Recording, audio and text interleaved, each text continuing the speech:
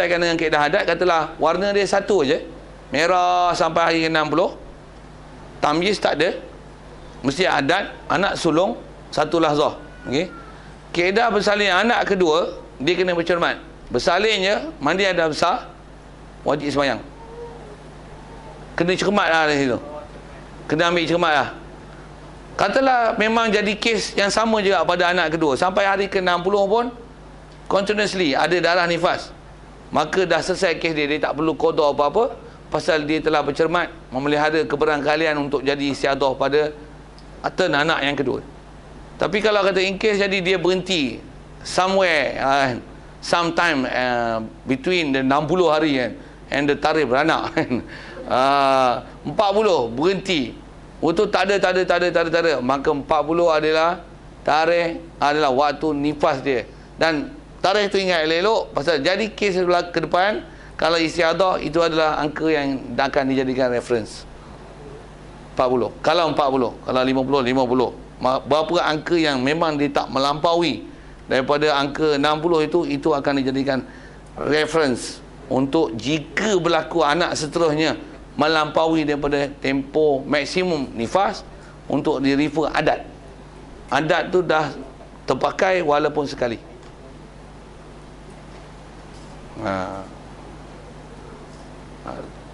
Apa situ masalah tu? Boleh. Jadi asal kita ialah nak sebut syarat pertama dalam bab tamyiz, mesti jangan kurang 24 jam. Jadi kalau ikut yang ni contoh masalah, betul lah. Maksudnya masalah haid yang tak cukup 24 jam. Jadi tak pakai tamyiz, hendaklah di refer pada sehari semalam. Jadi jadual tu adalah jadual untuk penyelesaian haid saja. Nifas boleh buat catatan tu, jika nifas cuma kalau dengan contoh ini adalah 12 jam hitam. Pasal nifas satu lahzah dah sah. Okey. Ada soal?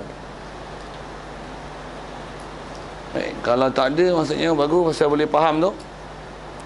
Baik, yang ni adalah satu contoh. Sekali lagi, masih masalah tamyiz. 10 hari merah, 20 hari hitam.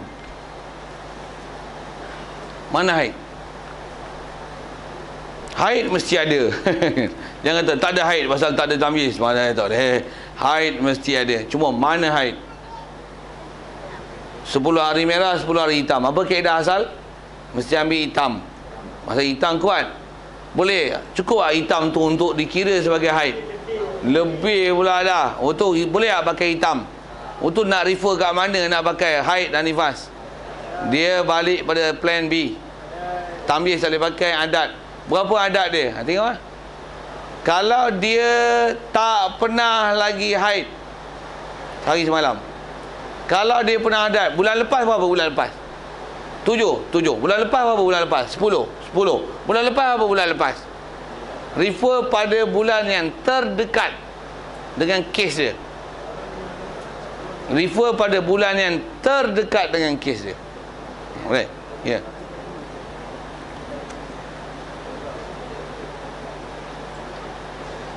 Nak soal ke apa? Ada soalan? Ni tak? Boleh?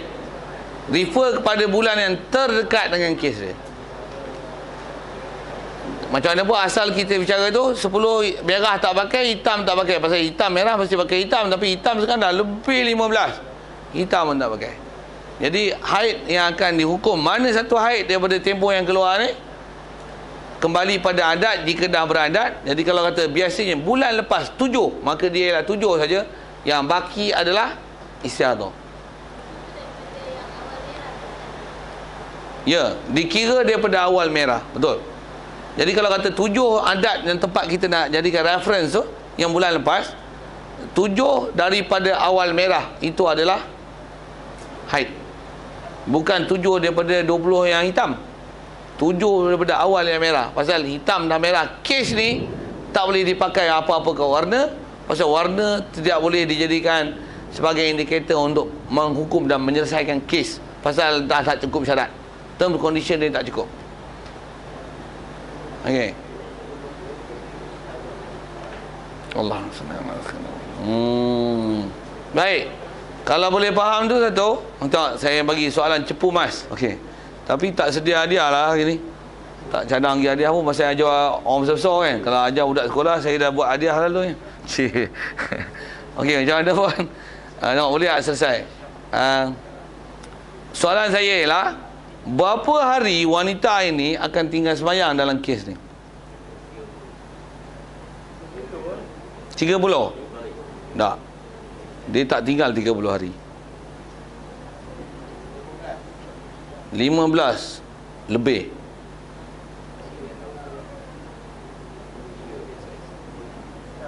Fikir tak? Hal ni yang perlu analisa sikit. Maksudnya, kalau katalah dia 10 hari merah, hari ke-11 pasal dengan 20 hitam tu, faham tu, hari ke-11 akan hitam lah. Okey, saya soal, berapa hari dia kena tinggal sembahyang? Jawapan dia betul, 25 hari. Bagi alasan sikit boleh tak? Kenapa 25? Ada yang tak faham tu, kenapa 25 pula? Okey, pasal apa 25? Boleh tak?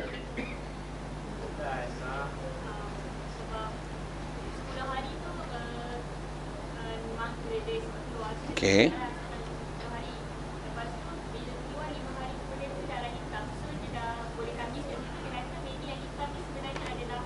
Haid dia. Okey.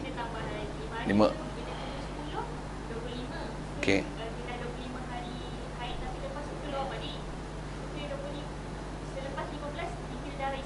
Okey. Ya, betul. Boleh faham tak? Ada yang blur tu, saya tahu. Tengok muka lain ni kan. Okey. Okey. Okey, nak. 10 hari merah, 11 hitam. Jadi kalau ikut kaedah hitam dengan merah, kalau kata jadi something kat situ, antara something tu apa? Dia lebih over limit. Kalau sebelum 15 berhenti haid semualah. Tapi bila katalah okey 10 dah merah, sampai 15 masih hitam kalau ikut tu dengan angka tu kan. 16 hitam lagi tak? Okey, soal, hari 16 tu kena mandi ke tak lagi? Tak lagi.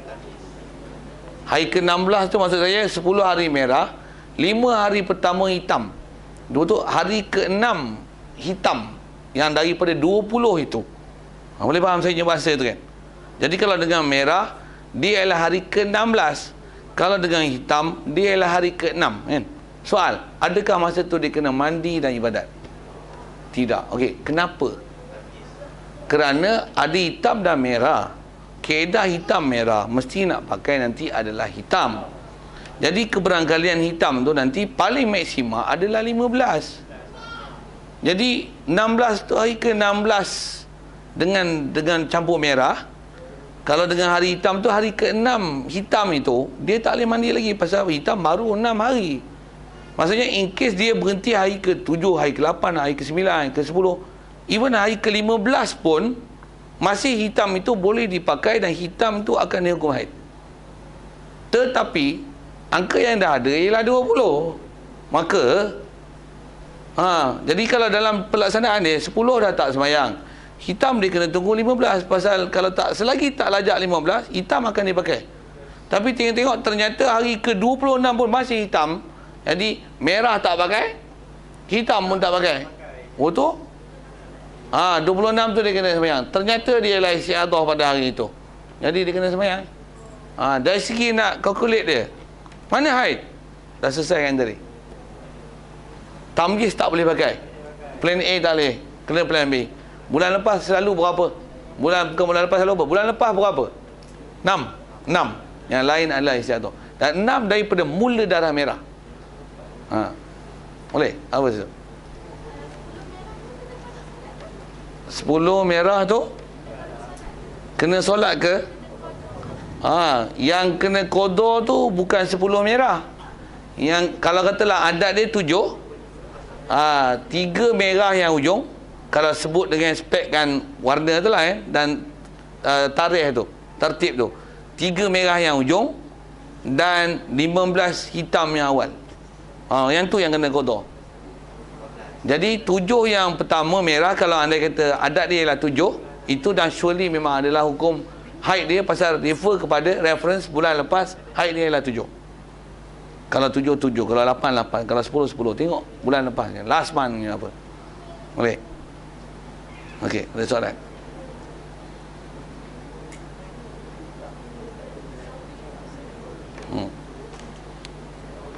Atau ada benda yang kena proses dari segi nak hukum haid, nifas, dan ada nak proses dari segi pelaksanaan dia. Ya. Ya. 8 hari dia kena tinggal. 8 hari apa? 18 ya. 18 hari. Ya. Ya. Betul. Best. Orang lelaki faham kalau saya cukup seronok. Maksudnya dia advance. Dia boleh tasawur dengan masalah. Ya.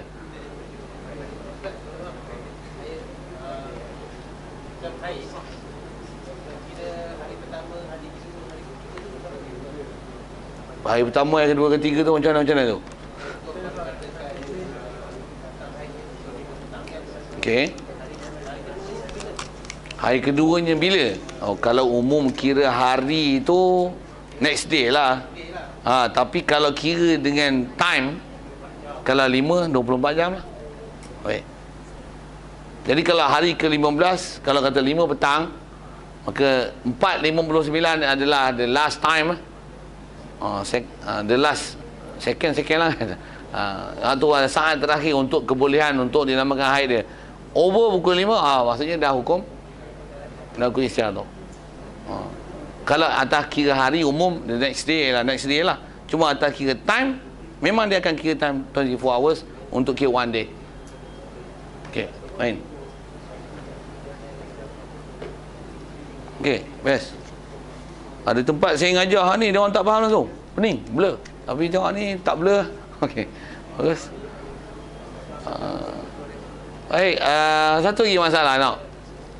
Darah, permasalahan ni ialah darah yang datang lebih pada 2 warna. Jadi kita selesaikan tamyiz dengan 2. Yang ni kalau kata ada 2 warna. Saya sebut 2 warna tu sebagai, maksudnya ada tamyiz 3 tahap. Saya kadang-kadang saya sebut hitam, merah. Saya gunakan warna pun sebagai indikator mudah lah kan. Macam mana pun saya sebut sekali lalu tadi, apa benda yang boleh dijadikan untuk pengkelasan itu tahap darah. Baik, kalau ada 2 lebih daripada 2, kaedah dia nanti maksudnya sekurang-kurangnya akan ada 3 tahap lah. Ada istilah kuat, sederhana dan lemah. Memang kuat akan hukum haid. Macam mana pun asal kita nak bicara ni, selesai dia adalah dengan tamyiz. Kita nak bicara seterusnya ni ialah jika ada syarat yang dipenuhi nanti. Dalam nota kita pun ada tu, ada 3 syaratnya. Jika ada tahap darah yang 3, maka darah yang akan dihukum haid nanti adalah tahap pertama yang paling kuat dan sederhana. Yang paling lemah, maksudnya yang dhaif sekali, itu sajalah dihukumkan istihadah. Maksudnya boleh dikombine dengan darah yang kuat dan sederhana sebagai haid.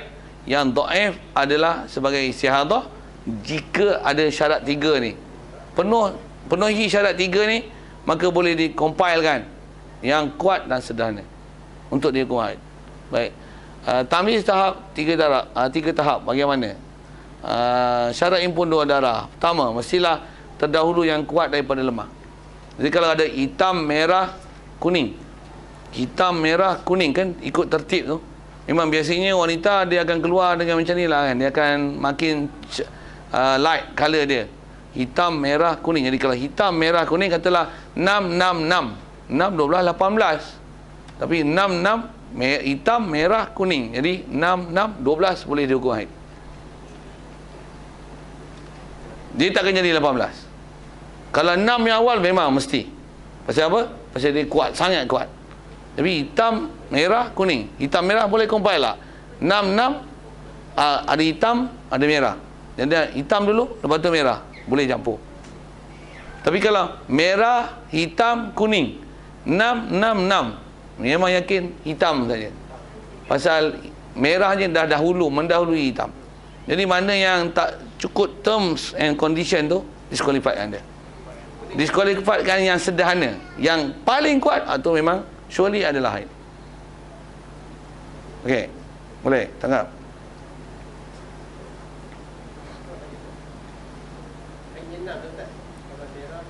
Jadi kalau merah, hitam, kuning, 6, 6, 6, hitam sahaja. Ya, betul. Okey. Syarat kedua, tidak berselang darah yang kuat dan yang sederhana. Jangan ada selang. Maksudnya kalau hitam, kuning, merah, tak boleh nak langkah pergi hitam ni, campur merah. Kalau contoh hitam, 3.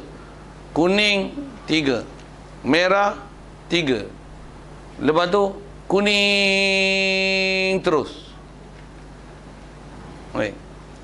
Hitam, 3. Kuning, 3. Merah, 3. 3, 3, 3 dah 9 dah. Lepas tu kuning balik. Kuning. Mana Haid? Hitam 3 di awal saja. Tak boleh hitam campur kuning. Hitam campur kuning tak boleh. Pasal istilah Melayu langkah bendui. Langkah bendui. Pasal hitam masih campur merah. Hitam nak campur merah, dia tak boleh pula langkah dengan kuning. Betul macam mana? Kalau campur pun 3, 3, 3, 9. Tapi yang belakang kuning tu kenapa dia anak tirikan pula? Dia anak tirikan. Nampak saya nak guna bahasa tu kan. Maksudnya kenapa tak compile kan sekali? Tak boleh. Jadi bila menyalahi syarat, ambil yang paling kuat saja sebagai haid, yang lain adalah istiadah. Even yang kuning, yang merah. Pasal ada selang antara yang kuat dengan serana, pasal ada darah yang sangat lemah menengahi antara keduanya. Jadi 3 sekali saya sebut, 3 hitam, 3 kuning, 3 merah. Lepas tu kuning terus keluar. Mana haid? Hitam sahaja. Hitam sahaja. Okey. Syarat ketiga, jumlah kedua-duanya tidak melebihi 15.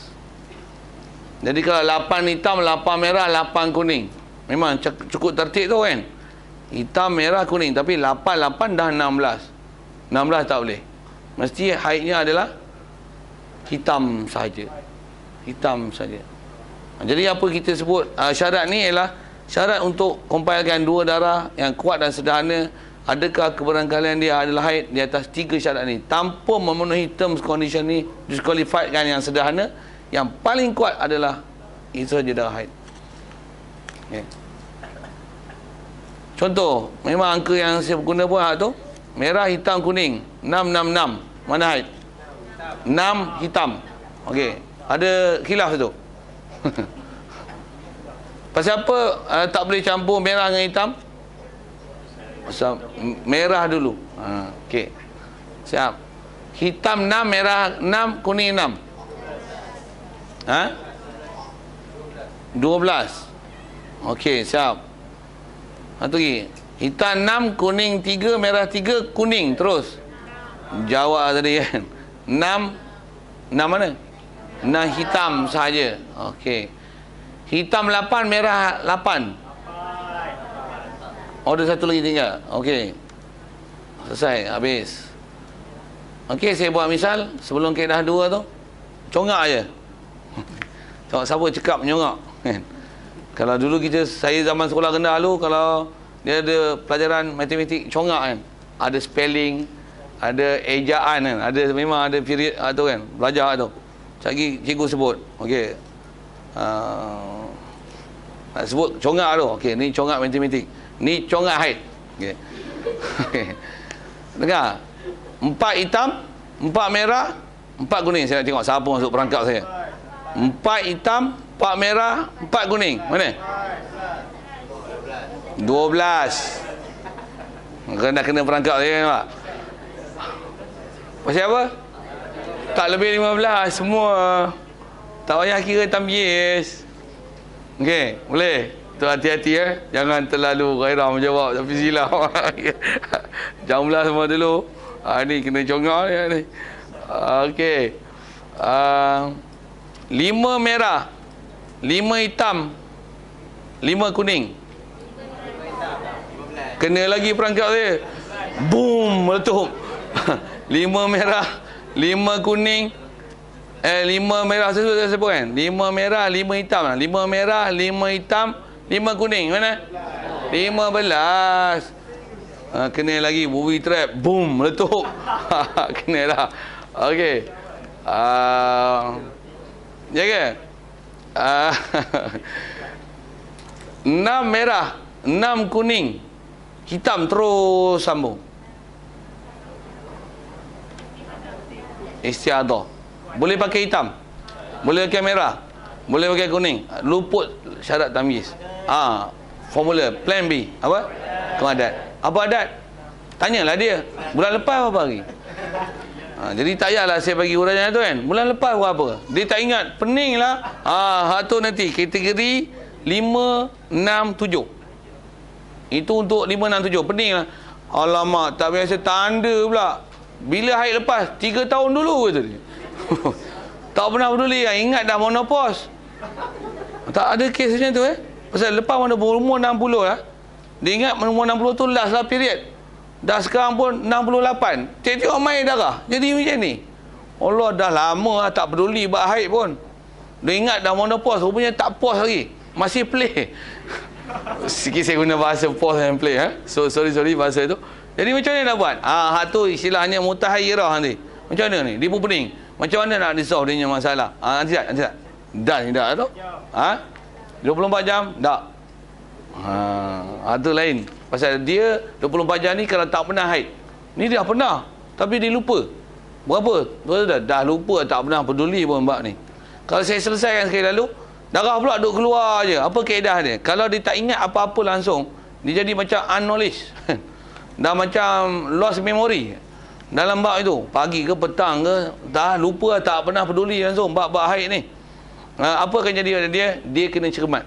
Tu yang contoh nombor 5 tu, dia kena ihtiyat. Yang saya sebut ni ialah masalah mutahayyirah mutlaqah. Maksudnya dia tak ingat apa-apa. Tak ada apa-apa memori tentang haid. Dia tak ingat berapa hari mula minggu pertama ke apa pun tak tahu lah. Macam istilah lost memory. Apa kaedah dia? Dia kena ihtiyat, cermat. Cuma cermat tu apa? Dari segi hukum, pasal darah pula duk keluar, dia pun nak bagi putus yang ni berhenti ke tak berhenti ke, haid ke tak haid ke, hitam ke merah ke, apa pun tak tahu. Setiap waktu nak sembahyang kena mandi. Dah tak tahu.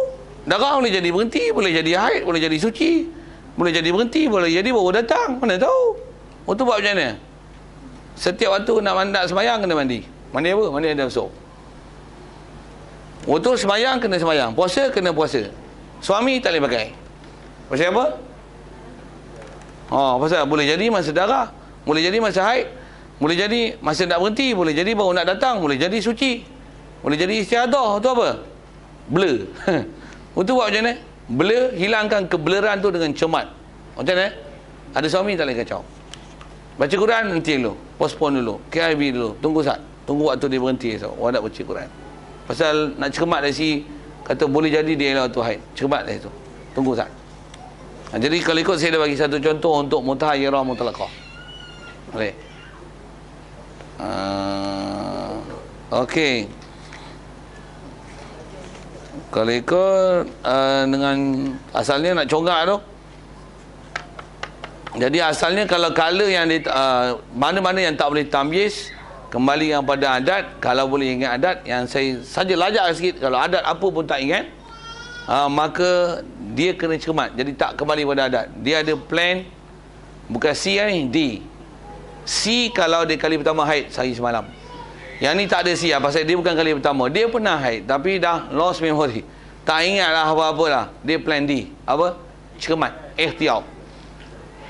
Apa ihtiyat? Cermat sudut mana? Tiap-tiap waktu kena mandi, semayang kena semayang, puasa kena puasa, suami tak boleh pakai, Quran tak boleh baca. Okey, boleh. Okey, kita tengok ke kaedah 2. Take 1 dulu, Ustaz. Bagi telan tu waktu. Pasal benda besar tu kalau boleh telan tu.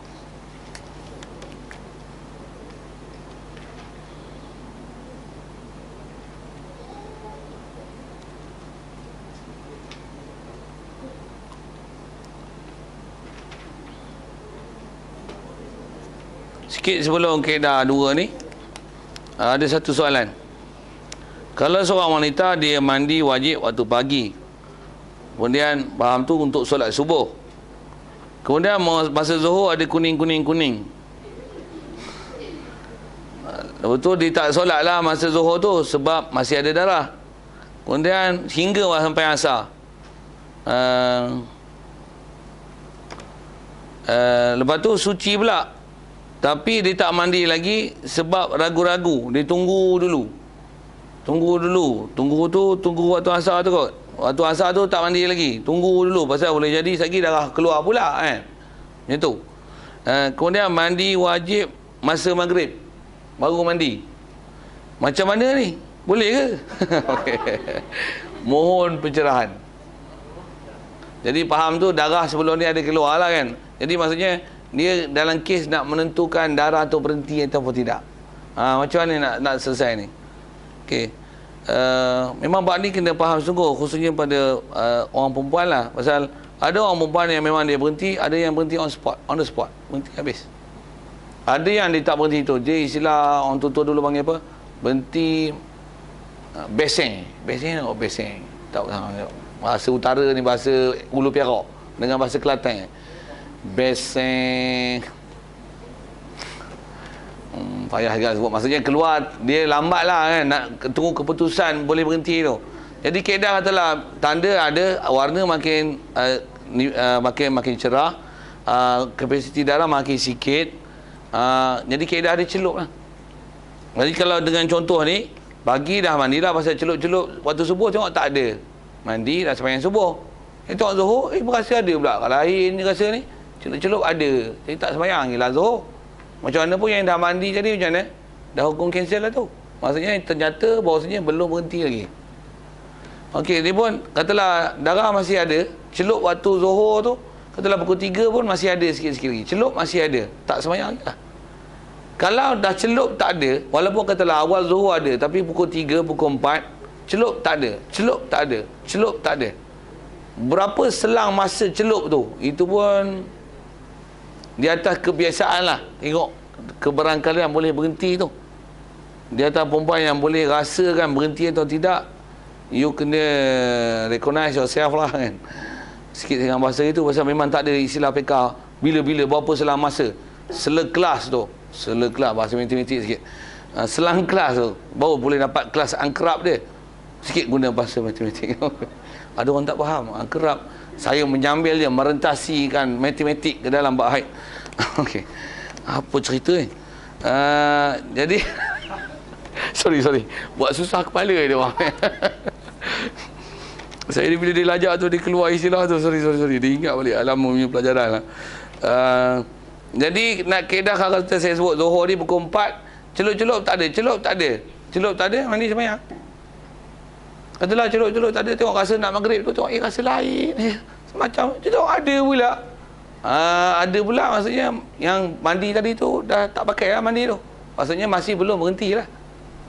Okey, dari segi kaedah memang macam tu, terutama bagi wanita yang ada permasalahan dalam nak menentukan dia memang surely dah berhenti ataupun tidak. Cuma kalau saya nak sebut, lebih atas sebut ulama, benda yang paling besar untuk dilihat berhenti itu adalah pada akhir waktu, sebelum masuk waktu seterusnya. Saya buat misal, terutama daripada asar nak ke maghrib, itu adalah sepadan besar. Begitu juga daripada isyak nak ke subuh, itu adalah benda besar sepadan. Kalau saya buat misal, saya contohkan Zuhur ke asar dulu. Kalau katalah asar pukul 4.30, tanda-tanda nak berhenti ada. Waktu paling besar kena lihat ialah 4.28, 29 tu. Kalau memang celup tak ada, lepas azan asar 4.30 saya sebut ni kan, 4.28 dia celup tak ada, lepas asar celup lagi tak ada, maksudnya surely dah berhenti sebelum asar. Jadi asar memang kena sembahyang wajib qada Zuhur, pasal dah berhenti sebelum asar. Begitu juga kalau kata maghrib tu, maghrib tu paling besar kena tengok pasal macam ni. Katalah memang ada tanda nak berhenti maghrib, katalah 7.30. Okey, waktu yang kalau ikut dari segi kaedah PK, berapa waktu yang memang kalau kata suci tu ada pentaklifan solat. Nak tengok tu. Atas sebut ulama, dia hanya sekadar waktu takbiratul ihram sahaja, dah cukup untuk ada pentaklifan solat. Maksudnya katalah maghrib 7.30, 7.29 celup tak ada, lepas maghrib celup tak ada, celup lagi tak ada, 7 dekat pukul 8 celup tak ada, dah nyatalah tak ada tu kan. Mandi maghrib kena sembahyang, asar kena sembahyang, kena qada tak? Dengan contoh saya bagi itu kena. Kenapa? Pasal sebelum maghrib tadi dah celup memang tak ada. Asar tu kena qada. Dan kaedah fiqh juga dalam mazhab kita Syafi'i, mana sembahyang yang boleh jamak, mana sembahyang yang boleh jamak, disuruh qada juga sembahyang yang boleh jamak tersebut. Jadi kalau maghrib memang kena sembahyang pasal dalam waktu, asar kena sembahyang pasal dah suci dalam waktu asar, kan? Zahar, asar dengan zuhur antara solat yang boleh jamak, qadhakan juga zuhur. Dari segi pelaksanaan nak tentukan berhenti, ini dia punya CPS. Dan jadi nak tengok cermat tu tak mana? Pada akhir waktu semayang, pasal itu menentukan semayang yang sebelum ni nak diqadha ataupun tidak, nak kena buat ataupun tidak. Jadi sebelum masuk waktu tu taklah dipastikan dia dah berhenti sebelum masuk ataupun selepas. Okey. Jadi kalau masih contoh yang sekitar tu, tuan saya sebut, tanda nak berhenti ada. Sebelum maghrib cek, katalah maghrib 7.30, 7.29, mau pergi tu, hampir sangat lah. Celup tak, celup ada. Lepas maghrib celup ada. Lega dah tu. Lega dah tu. Pasal nanti memang tak kena dah qadha asar. Pasal apa? Lepas maghrib maksudnya masih ada. Tu saya kata bubuh bahasa lega tu. Lega tu pasal maksudnya nak yakinkan bahawasanya memang darah maghrib ada lagi. Jadi tak kena qadha zuhur dan asar. Okey. Ya. Malam dia berhenti cek, esok tu dia puasa. Dia kena mandi wajib sebelum terbit fajar atau sebelum terbit fajar? Okey, best soalan tu. Dia dah berhenti malam. Jadi untuk puasa tu, kalau ikut bab puasa, sah dah berpuasa walaupun dalam keadaan hadas besar yang belum dia mandi hadas haid ataupun nifas itu. Termasuk dalam hadas tu hadas junub sekalipun. Maksudnya katalah ada hadas besar malam, jaga pula dah terlajak subuh bulan Ramadan, mandi wajib memang kena. Jadi sembahyang subuh nanti kenalah kan. Cuma boleh ke berpuasa? Puasa memang boleh. Niat apa tu satu hal lah. Bersahur tak boleh sahur lah pasal dah masuk subuh kan. Jangan pergi sahur lah situ. Tapi nak kata bolehkah, asal nak ceritanya kan, soalannya memang nak fokus pada puasa tu tak? Mandi wajib tu adakah wajib disegerakan sebelum subuh ataupun sebelum maghrib, sebelum terbit matahari? Untuk sembahyang subuh memanglah kena sebelum terbit matahari lah kan. Tapi macam mana pun, kalau katalah jenis ada orang yang dia tak peduli bab sembahyang, katalah gitu, jadi puasa masih terus carry on puasa. Dia tak sembahyang subuh, berdosa dia tak sembahyang subuh, tapi masih puasa dia sah walaupun dia lewatkan mandi untuk berpuasa untuk hari itu sampai terbit matahari baru mandi, bahkan zuhur tu baru mandi, padahal darah haid dia dah berhenti sebelum subuh lagi, tapi jadi tak sembahyang subuh tapi puasa. Jadi puasa tu tak ada apa-apa situ. Dari segi sudut mestikah didahulukan sebelum terbit matahari ataupun terbit fajar? Masalah puasa tak ada masalah tu. Jadi maksudnya boleh seorang perempuan yang memang dah berhenti haid, dah berhenti nifas, yang sebelum subuh dah berhenti, cuma tak mandi lagi, dia boleh teruskan ibadat puasa dia. Puasa pasal tak syarat mesti tak ada hadas besar, tak ada hadas junub, betul bersedia untuk puasa, puasa. Untuk masuk subuh, tak syarat tu, baru boleh puasa, tak syarat tu. Jadi maksudnya boleh dalam keadaan hadas besar. Hadas besar tu sama ada haid, sama ada nifas yang belum mandi tapi dah berhenti darah, ataupun hadas junub bersama suami isteri. Lepas tu subuh dah masuk, masih keadaan junub, masih boleh teruskan puasa. Puasa tak ada masalah dari itu. Tapi untuk sembahyang kena mandilah. Okey, saya jawab soalan. Ada lain? Jadi itu juga rasanya saya telah cerah kan. Saya pakai spotlight ke pakai lampu suluh saya tak tahu. Untuk permasalahan nak tentukan berhenti dan mandi ni. Okey, rasanya saya telah selesaikan. Ya.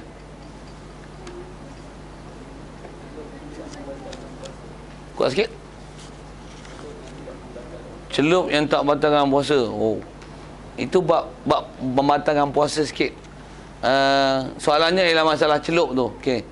Kaedah celup ni bagi wanita yang nak memastikan celup tu, cuma bila ada celup tu dalam keadaan siang hari, kalau memang dah ada darah sebelum ni, maksudnya dia memang tak puasa lah.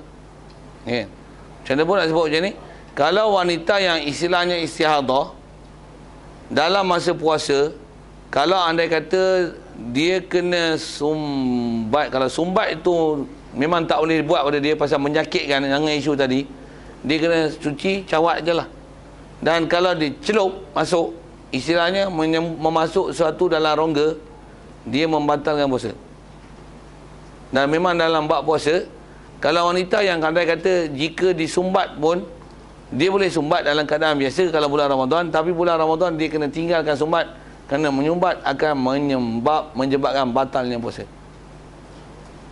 Itu atas nak sebut sakatan tu, kalau kita belajar fiqah dalam bab had, setakat mana boleh dicelup.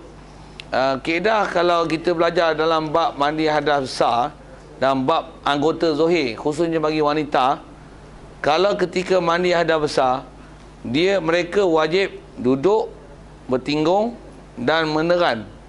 Apa yang terbuka itu adalah hukum zohir dan wajib ratakan air di situ. Itu dia punya istilah. Maksudnya yang tu adalah istilahnya anggota zohir. Telinga setakat boleh nampak ni. Jadi kena tu. Pusat adalah zohir. Pasal pusat walaupun di dalam, sekalipun boleh masuk jari, hilang kan. Istilahnya dia adalah anggota zohir pasal hukum zohir, dia bukan batin. Pasal pusat dia memang akan, dia ada lock. Selepas bersalin dia akan lock situ, dia tak boleh masuk lah ke dalam lah. Jadi istilahnya wajib sampaikan air ke situ sekalipun dia pusat dalam. Jadi kalau wanita, apa yang terbuka di situ waktu dia duduk dan berteran, itu adalah istilah anggota zohir yang dia kena basuh. Masalah nak menyampaikan air. Jadi kalau ada in case yang dia kena celup-celup itu, melebihi daripada tahap tersebut, kalau tiada apa-apa suruhan syarak, dia membatalkan puasa. Pasal istilah memasukkan sesuatu dalam rongga. Itu kot. Saya nak sambung ke kaedah dua ni. Jadi kaedah dua adalah adat. Dan adat ni saya dah sebut tadi, adat ni tak dikira adat adik-beradik dia, mak dia, ayah dia, sebelah bapak ke sebelah mak, tak tengok. Tapi adat tu ialah adat wanita itu sendiri. Adat wanita itu sendiri. Jadi ada haid, sudah dikira adat walaupun sekali. Kalau kata kali pertama haid bulan lepas 7, bulan ni ada masalah, jadikan tu sebagai reference. Pasal dah kira adat walaupun sekali dalam masalah haid. Kemudian perkiraan adat adalah pada diri wanita tersebut, tak tengok siapa keliling dia, tak kira tengok bangsa dia, bahkan tengok diri dia. Kalau dia tak pernah haid, maksudnya dia tak pernah, tak ada adat pada dia. Dan adat dirujuk pada bulan yang terdekat, khususnya bagi angka yang tak konsisten. Ada orang perempuan yang ada waktu 7, 6, 5, kadang 3, kadang lajak 11. Jadi kalau bulan ni jadi istiadah, refer pada bulan yang paling dekat. Refer pada bulan yang paling dekat. Dia tak ambil purata. Kalau 7, 6, 5, 11, betul, ambil kira purata. Tak. Dia ambil adat yang paling dekat dengan kes istiadah dia. Kalau bulan selalu 7, 6, 5. Tengok bulan lepas 11, mai bulan ni jadi istiadah yang dia tak ada tamyiz, yang kena refer pada adat. Tengok bulan lepas. Kalau 11, maka haidnya adalah 11 berdasarkan adat. Adat berdasarkan bulan yang terdekat. Okey. Kemudian jika berlaku kitaran yang bertertib, hendaklah ikut tertib tersebut. Kalau ada tertib, misalnya ada bulan tertentu dia 3, lepas tu bulan lepas, bulan seterusnya 5, lepas tu 7, lepas tu 3, 5, 7, dia ada rotation macam tu. 3, 5, 7, 3, 5, 7, 3, 5, 7, 3, 5, lepas tu gila. Sepatutnya gila siapa tu? 7. Tu ialah gila 7. Kalau ada rotation macam tu. Kalau tak ada, tengok bulan terdekat. Okey. Jadi haid kali pertama 8 hari, bulan kedua keluar darah 20. Macam mana? 8 lah. Kan? Mesti refer pada adat lah. Lepas. Okey, datang haid 5, 9, 7, 3, 11 tu bulan tu istiadah. 11. Pasal apa? Refer bulan terdekat. Okey. Lepas tu bulan 1 3 hari, bulan 2 5 hari, bulan 3 7 hari. Jadi 3 5 7 3 5 7 3 5 7. Oh tu bulan 10 istiadah. 3 bulan 11. Okey. Yang ni kalau ada rotation macam tu. Adat istiadah. Okey. Sikit adat istiadah juga dah sebut tadi. Kalau orang perempuan yang bulan lepas istiadah, bulan ni istilahnya adat istiadah. Adat istiadah. Adat istiadah maksudnya dia kena ambil cermat. Yang saya ada sebut dengan formula gini, kalau katalah bulan lepas katalah jadi istiadah, dan sebelum ni memang haid dia 6, jadi dah diukur 6 lah haid dia berdasarkan istiadah yang lepas dengan sebelumnya adat itu. Bulan ni bila dah lepas 6, dia wajib mandi ibadat. Pasal apa? Pasal istilah adat istiadah. Bulan lepas istiadah kan, bulan ni keberangkaliannya adalah istiadah. Pasal bulan lepas adalah istiadah. Cuma nak selesai dia macam mana? Kalau bulan lepas nak dissolve matter dia adalah dengan kembali pada adat 6. Bulan ni 6 masuk hari ke-7 mandi ibadat. Walaupun darah duk keluar. Pasal apa? Pasal adat istiadah. Bulan lepas istiadah, bulan ni barangkalinya adalah istiadah. Kalau memang istiadah, maka dah selesai kira, tak ada apa-apa kotor. Tak ada apa-apa kotor. Dah cermat tu, istilah cermat tu. Jadi kalau katalah dia berhenti sebelum 15, maka apa yang ada adalah haid semua. Tapi dah masalah tak ada pada dia untuk kotor-kotor-kotor, pasal dia telah mengambil langkah cermat di awal lagi. Boleh buat semua, Ustaz? Boleh buat semua tu? Boleh buat semua tu macam mana? Ya. Ya. Mana yang lalu tu jalan. Tak faham kalau dia sudah. Okey. Ya. Syarat tamyiz luput. Ya. Maksudnya jika tamyiz tu tak boleh dipakai, kembali pada adat baru pakai tu. Jika katalah dia telah bercermat pasal kaedah bulan lepas istiadah, bulan ni dia kena bercermat itu. Katalah tengok darah dia boleh ditamyiz. Katalah bulan lepas kaedah dia selesai dengan adat 6. Kalau misal itu. Bulan ni 6 dia kena mandi. Tengok bulan ni katalah ada 10 hitam, 10 merah. Maka haid dia ialah 10 hitam, yang merah tu adalah istiadah. Kenapa tu? Kerana kaedah nak selesai masalah mesti plan A adalah tamyiz. Kalau tak ada tu baru refer pada adat. Kalau kali pertama sehari semalam. Kalau dah lupa langsung, tak ada apa-apa dah, cermat. Kalau ikut dah berapa perkara selesai tu. Bulan yang mana? Yang adat tu, yang color tu. Kalau color tu dia mesti tengok color juga. Dia tak tengok pada 10 hari tu. Pasal 10 hari tu dihukum berdasarkan tamyiz.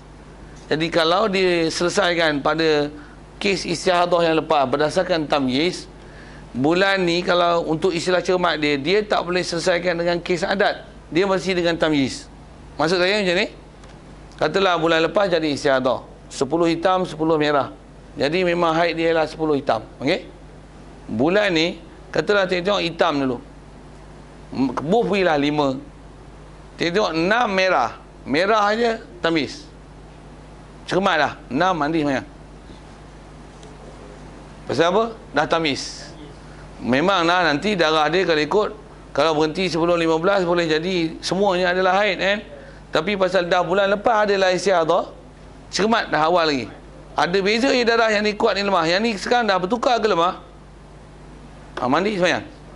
Andai kata berterusan itu, selesai. Memang itulah haid dia. Kalau cermat pun kena ikut tamyiz. Ya. Ya, mesti di atas peraturan itu. Maksudnya dia kena refer pada cara menyelesaikan bulan lepas. Kalau yang bulan lepas istiadah, kaedah dia selesaikan dengan tamyiz, pasal boleh tamyiz. Bulan yang istiadah seterusnya mesti dicermatkan dengan kaedah tamyiz. Kalau yang bulan lepas nak selesai masalah dia ialah dengan kaedah adat, maka bulan ni untuk bercermat dia adalah dengan kaedah adat. Boleh. Okey, itu masuk adat istiadah. Jadi adat istiadah sudah dikira walaupun baru sekali. Kalau bulan lepas istiadah, bulan ni keberangkalannya adalah istiadah. Dengan saya sebut cermat tadi tu. Okay. Wajib ibadat solat puasa Ramadan apabila melampaui masa adat yang terdekat. Maksudnya adat yang terdekat adalah 6 bulan lepas memang jadi istiadah. Sebelum tu 6 dia dah dihukum dengan 6. Bulan ni lepas je 6 mandi ibadat. Puasa. Solat. Tu yang kalau ada suami ni, suami pun nak on. Okey. Wajib mandi pada kali pertama hendak solat sahaja.